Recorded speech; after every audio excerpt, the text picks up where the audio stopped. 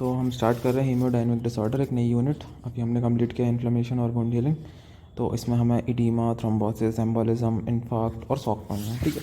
तो स्टार्ट करते इडीमा से। तो इडीमा क्या होता है? Oedema it is an abnormal accumulation of fluid in the interstitial space with in tissue is called oedema. तो ब्लड वेसल होती है, उसके बगल में जो आसपास जहाँ पर वो सप्लाई करता है ऑक्सीजन और न्यूट्रिएंट्स को, तो जो टिश्यू होता है उसको इंटरस्टिशियल स्पेस, और वो टिश्यू के बीच में जो गैप होता है उसको इंटरस्टिशियल स्पेस बोलते हैं। मतलब ब्लड वेसल और टिश्यू के बीच में जो स्पेस है उसको इंटरस्टिशियल स्पेस बोलते हैं। तो वहाँ पर अगर कोई फ्लूइड भर जाता है या फिर टिश्यू के अंदर भी चला जाता है तो उसको इडीमा बोलते हैं। तो इडीमा बहुत सारे हैं। पेरी ऑर्बिटल इडीमा, अपनी आंखों के नीचे से सूजन आ जाती है तो periorbital oedema. Generalise oedema, पूरी बॉडी में इडीमा हो गया है। हाइड्रोथोरेक्स, ठीक है। तो ये सब एग्जांपल है। फिर इडीमा में नेक्स्ट आता है कि इडीमा फ्लूइड, दो टाइप के इडीमा फ्लूइड होते हैं, एक ट्रांसुडेट और एक एक्सुडेट। ट्रांसुडेट होता है प्रोटीन पुअर फ्लूइड, ठीक है, इसमें प्रोटीन कम रहता है। और ये एक्सुडेट जो होता है प्रोटीन रिच फ्लूइड होता है, ठीक है। ट्रांसुडेट का जो मैकेनिज्म या जिस वजह से होता है वो है हाइड्रोस्टैटिक प्रेशर बढ़ जाता है या प्लाज्मा प्रोटीन कम हो जाता है, तो जो फ्लूइड है वो बाहर निकल जाएगा, जैसे रीनल फेलियर केस में, हेपेटिक फेलियर के केस में, ठीक है। अभी ये जानेंगे कि हाइड्रोस्टैटिक प्रेशर और प्लाज्मा प्रोटीन कम होने से कैसे फ्लूइड बाहर निकलता है, अभी मैकेनिज्म में देखेंगे, ठीक है। और जबकि जो एक्सुडेट है वो वेस्कुलर परमेबिलिटी बढ़ने की वजह से, अभी इन्फ्लेमेशन में देखे तो वेस्कुलर परमेबिलिटी बढ़ी थी, फ्लूइड लीक हुआ था एक्सुडेट, ठीक है, याद है। तो वही इन्फ्लेमेशन में से यहाँ पर हो जाएगा, ठीक है, एक्सुडेट। तो दो टाइप के फ्लूइड हो गए। फिर आता है क्लासिफिकेशन में नेक्स्ट। तो इसमें दो टाइप के एडीमा है, एक लोकलाइज्ड एडीमा और एक जनरलाइज्ड एडीमा, ठीक है। तो लोकलाइज्ड एडीमा में क्या होता है? It is limited to an organ और पार्ट। तो एक ऑर्गन या एक पार्ट पे ही लिमिटेड रहता है, पूरी बॉडी में एडीमा नहीं होगा। जबकि जनरलाइज में पूरी बॉडी इन्वॉल्व रहेगी, जैसे systemic distribution and effects visceral organ and skin of trunk and lower limb. Visceral organ को भी इफेक्ट करेगी, और जो जैसे ग्रेविटी नीचे की तरफ है तो लोअर लिम और ट्रंक की स्किन में भी एडीमा देखेगा अपन को, ठीक है। तो फिर अब आते हैं लोकलाइज्ड एडीमा। लोकलाइज्ड एडीमा में ऑब्स्ट्रक्शन ऑफ वीन और लिम्फेटिक्स। तो जब फिलियरिस होता है तब उसमें जो लिम्फेटिक वीन है उसमें क्रॉनिक ऑब्स्ट्रक्शन हो जाता है, तो जिस वजह से जो वो है लेग्स में एडीमा दिखता है, ठीक है। क्रॉनिक लिम्फेंजाइटिस और क्या बोलते हैं फिलियरिस, तो इसमें लिम्फेटिक्स का ऑब्स्ट्रक्शन हो जाता है। फिर इन्फ्लामेशन मोस्ट कॉमन कॉज, जहाँ पर भी इन्फ्लामेशन होगा वहीं पर ही एडीमा होगा, ठीक है। इम्यून रिएक्शन में अर्टिकेरिया, एंजियोन्यूरोटिक एडीमा, ठीक है। तो ये हो गया लोकलाइज्ड एडीमा का एग्जांपल।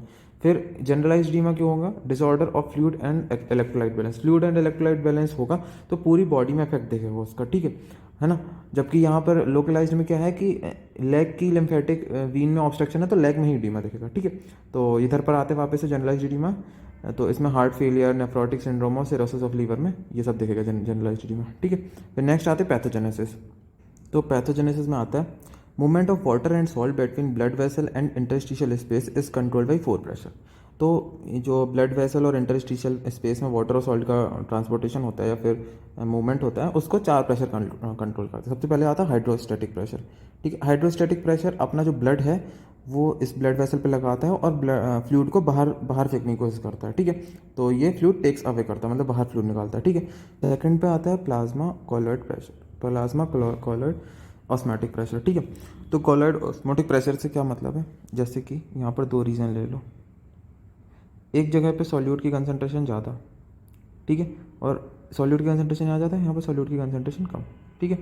तो जहाँ सॉल्यूट की कंसंट्रेशन ज़्यादा होगी वहाँ वाटर कम होगा, और जहाँ सॉल्यूट की कंसंट्रेशन कम वहाँ वाटर ज़्यादा होगा। तो जो वाटर का फ्लो कम होगा वो हाई कंसंट्रेशन ऑफ वाटर से लो कंसंट्रेशन ऑफ वाटर में, ठीक है।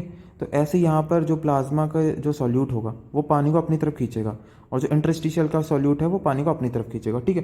तो जो नेट जहाँ पर भी सॉल्यूट का कंसंट्रेशन ज़्यादा होगा पानी उसकी तरफ ही आएगा, ठीक है। तो ऐसे ऐसे अपन को दो प्रेशर हो जाते हैं। तो hydrostatic pressure, plasma colloid osmotic pressure और इंटरस्टिशियल फ्लूइड कॉलॉइड प्रेशर। तो हाइड्रोस्टैटिक प्रेशर जैसे था वहीं जो इंटरस्टिशियल फ्लूइड है वो भी प्रेशर लगाएगा बाहर की तरफ। तो दो प्रेशर जो है वो फ्लूइड की वजह से, और दो प्रेशर जो है उसकी वजह से, क्या बोलते हैं, जो सॉलिड पार्टिकल की वजह से, ठीक है। जबकि क्लिनिकली देखा जाए जो हाइड्रोस्टैटिक प्रेशर है पहला नंबर का, और प्लाज्मा कॉलॉइड ऑस्मोटिक प्रेशर दूसरा नंबर का, वही मोस्ट इंपॉर्टेंट रोल प्ले करते हैं, क्योंकि जो फ्लूइड है वो जो ब्लड वाला वो ज़्यादा फोर्स लगाता है, क्योंकि वो फ्लो होता है तो उसमें ज़्यादा रहता है, और जो प्लाज्मा है, क्या बोलते हैं, जो ब्लड है उसमें ज़्यादा प्लाज्मा प्रोटीन रहता है, तो सॉल्यूट का कंसंट्रेशन भी ज़्यादा है, तो वो मोस्ट इंपॉर्टेंट फोर्सेस है, ठीक है। फिर ऐसे यहाँ पर देखते हैं आर्टेरियल एंड है, और ये वीनस एंड है। तो आर्टेरियल एंड में क्या होता है कि जो फ्लूइड है वो बाहर की तरफ जाता है। तो जहाँ पर ब्लड प्रेशर है 30 mm और ऑन कॉर्टिक का प्रेशर है 25 mm, तो जो नेट प्रेशर है वो बाहर की तरफ फ्लूइड बाहर फेंकने वाला है। और यहाँ पर जो वीनस है वहाँ पर ब्लड प्रेशर कम हो जाता है तो 10 mm हो जाता है, और ऑन कॉर्टिक प्रेशर जो है वो 25 mm रहेगा, ठीक है। तो जो फ्लूइड है वो नेट अंदर की तरफ आएगा, ठीक है। तो यहाँ पर फ्लूइड अंदर आता है, आर्टेरियल एंड में बाहर निकलता है, ठीक है।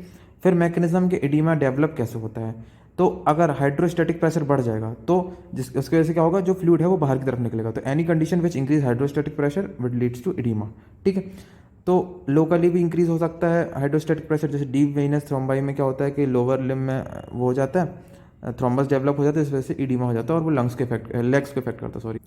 फिर नेक्स्ट आता है postal oedema, seen in feet and ankle of individual who stand erect and position for long duration, जो लॉन्ग ड्यूरेशन के लिए खड़े रहते हैं ना, जैसे टीचिंग प्रोफेशन में, तो उनकी फीट और एंकल में एडिमा दिखता है, तो उसको क्या बोलते हैं, पोस्टल एडिमा, ठीक है। फिर generalise increase in hydrostatic pressure, generalise increase कैसे हो सकता है, एक तो यहाँ पर लोकली हुआ कि एक तो वीनस थ्रोम्बाई लेग में होगा तो लेग का हो गया पोस्टल एडिमा, ठीक है। जनरलाइज्ड कंजेस्टिव हार्ट फेलियर है ना, तो कंजेस्टिव हार्ट फेलियर में कैसे कि या तो राइट हार्ट फेलियर हो जाए या फिर लेफ्ट हार्ट फेलियर हो जाए। तो राइट हार्ट अगर फेल हुआ है, ठीक है, तो राइट हार्ट फेल हुआ है तो अपनी जो पूरी बॉडी है वहाँ पर इडीमा हो जाएगा। मतलब राइट हार्ट पे जो ब्लड आता है वो राइट साइड ब्लड आता है वो कहाँ से आता है, पूरी बॉडी से आता है। तो pulling of blood on venous side increase hydrostatic pressure, increase movement of fluid into interstitial spaces, so कैस्टेटिक पेरिफेरल पिटिंग इडीमा।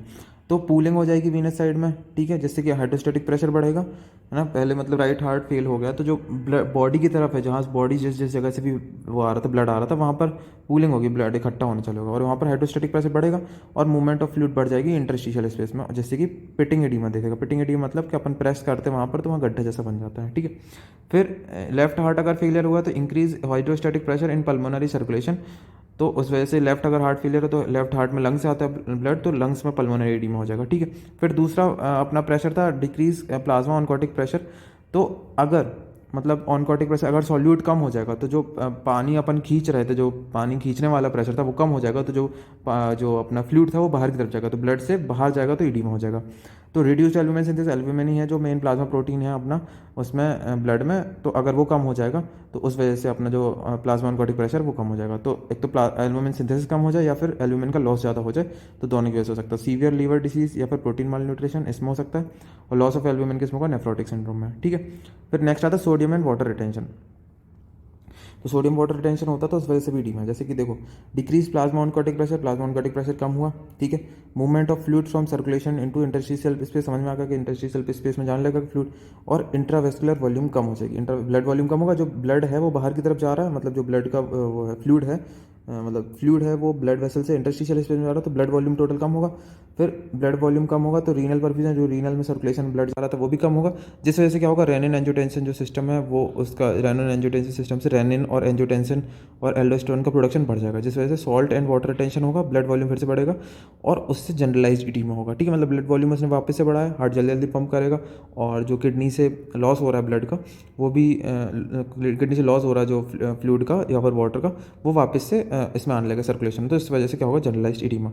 ऐसे ही क्या होता है कंजेस्टिव हार्ट फेलियर में, increase movement of fluid from circulation to the interstitial spaces, और उससे क्या होगा कि कार्डियक आउटपुट कम होगा और फिर बाकी सेम है, रीनल परफ्यूजन कम होगा, फिर रेनिन निकलेगा, फिर सॉल्ट एंड वाटर रिटेंशन होगा, जनरलाइज्ड एडिमा हो जाएगा, ठीक है।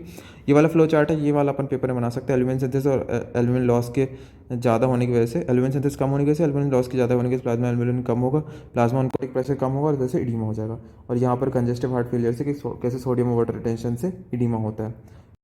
तो नेक्स्ट आता है लिम्फेटिक ऑब्स्ट्रक्शन। तो देखो लिम्फेटिक ऑब्स्ट्रक्शन से पहले जान लो कि जैसे आर्टेरियल एंड है वहाँ से जो फ्लूइड है वो इंटरस्टिशियल टिश्यू में जाता है, वीनस एंड में इंटरस्टिशियल टिश्यू से फ्लूइड वापस से अंदर आ जाता है ब्लड वेसल में। तो पर जो सारा फ्लूइड वापस नहीं आता है वीनस एंड से, कुछ फ्लूइड वहीं पर रह जाता है और वो ड्रेनेज होता है उसका किसके थ्रू, लिम्फ के थ्रू ड्रेनेज होता है, लिम्फ वेसल्स के थ्रू ड्रेनेज होता है। तो अगर उस सिस्टम में या फिर वहाँ पर कुछ ऑब्स्ट्रक्शन आ जाता है तो उस वजह से जो एडिमा होता है उसे बोलते हैं लिम्फेडिमा। तो it is due to impair drainage of lymph and produce localised oedema is called lymphoedema, ठीक है। कॉजेज क्या क्या हो सकते हैं, क्रॉनिक इन्फ्लेमेशन और लिम्फेटिक्स, ठीक है, जैसे लिम्फो ग्रैनुलोमा वेनेरम में, ठीक है। इन्वेजिव मैलिग्नेंट ट्यूमर जैसे लिम्फेडिमा और ब्रेस्ट, ठीक है, वहाँ पर प्यूडिफाई और प्यूडी ऑरेंज अपीयरेंस होता है तो तो वहाँ पर जो है वो लिम्फ की ऑब्स्ट्रक्शन की वजह से होता है, ठीक है, मैलिग्नेंट ट्यूमर डेवलप हो जाता है। फिर damage by surgery and radiation, ठीक है, उसकी वजह से भी हो सकता है, जैसे complication of surgical removal and eradication of breast, तो उसमें भी कुछ कॉम्प्लिकेशन की वजह से हो सकता है, ठीक है। फिर मॉर्फोलॉजी में देखते हैं तो oedema can be easily detected on cross examination, cross examination से अलग से पता चल जाएगा, अलग से फूला फूला से दिख जाएगा। इट में involve any organ and tissue but in most common in subcutaneous tissue, lungs and the brain, कहीं किसी भी ऑर्गन को भी इन्वॉल्व कर सकता है, पर mainly subcutaneous tissue, lungs and brain को इन्वॉल्व करता है, ठीक है।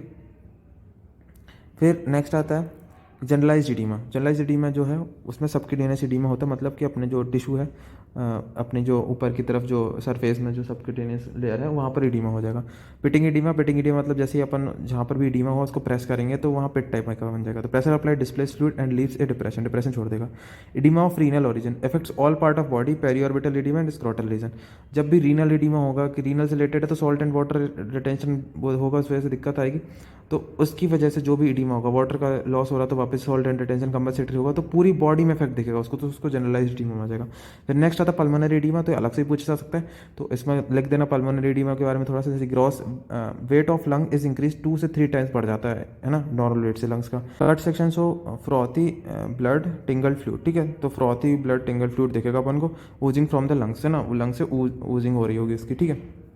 माइक्रोस्कोपिकली देखेंगे, fluid is seen in alveolar septa around capillaries, reduce the diffusion of oxygen, तो अपन को एल्वेलर सेप्टा में दिखेगा फ्लूइड, और उसके बीच में अगर आ जाएगा कैपिलरीज के बीच में अगर फ्लूइड, तो उस वजह से क्या होगा कि जो वो ऑक्सीजन का डिफ्यूजन है वो रिड्यूस हो जाएगा। तो ये ऐसा डायग्राम यहाँ पर ये एल्वेला है, उसके ऊपर अपन ऐसे ये बना रखे, वाटर बना रखा है या फिर फ्लूइड बना रखा है, जिस वजह से डिफ्यूजन कम हो गया। फिर क्लिनिकल कॉन्सिक्वेंसेज आखिरी में कि क्या क्या हो सकता है, जैसे जनरलाइज्ड एडीमा है वो रीनल डिसीज की वजह से हो सकता है, pulmonary oedema left ventricular failure की वजह से हो सकती है, सेरेब्रल एडीमा जो है वो अब क्या है, सेरेब्रल एडीमा हो गया तो वो है it is a life threatening disease because in severe edema brain substance herniate through foramen magnum और occlude the blood supply of the brain stem. तो जब एडीमा हो गया तो जो ब्रेन के सब्सटेंस है ना, वो फोरामेन मैग्नम को हर्निएट कर सकते हैं ना, वो ऊपर की तरफ चले जाएंगे, तो उस वजह से क्या है, ब्लड सप्लाई भी कम हो सकती है और ब्रेन स्टेम को भी प्रेशराइज कर देगा, तो उस वजह से जो है उसकी डेथ हो सकती है पर्सन की। फिर मिक्स्ड एडीमा क्या, it is a non pitting oedema involving skin of face and observed in hypothyroidism, hyperthyroidism के केस में मिक्स्ड एडीमा दिखता है और नॉन पिटिंग एडीमा होता है। पेपिल एडीमा जो है वो swelling of optic nerve head होती है, ठीक है। Thank you.